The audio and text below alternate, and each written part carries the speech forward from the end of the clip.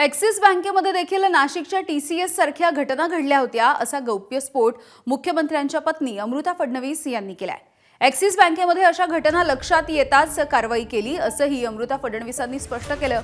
तसंच महिलांनी सजग राहायला हवं, वरिष्ठांना लगेच या संदर्भात कळवायला हवं असं आवाहन देखील अमृता फडणवीसांनी केलंय। अमृता फडणवीसांनी तक्रार का दिली नाही असा सवाल ठाकरेंच्या शिवसेनेचे खासदार संजय राऊतांनी विचारलाय।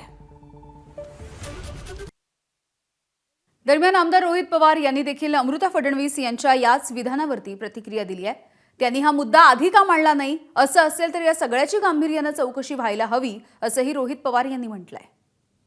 अमृताताई बोलत असताना एक तर आपण सगळ्यांनी समजून घेतलं पाहिजे, त्या स्वतः राजकारणामध्ये नाहीयेत, समाजकारण नाहीतर इतर काही गोष्टींमध्ये म्हणजे ज्या आर्टिस्टिक गोष्टी असतील नाहीतर कला क्षेत्रातल्या गोष्टी असेल त्याच्यामध्ये त्या सक्रिय असतात।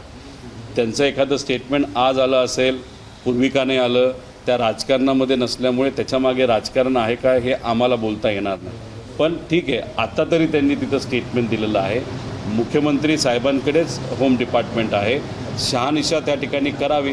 एखादी गोष्ट जर चुकीची घडत असेल आणि अमृताताई बोलतात ते खरं असेल तर जो कोणी दोषी असेल त्याच्यावर कारवाई करायला काय हरकत आहे।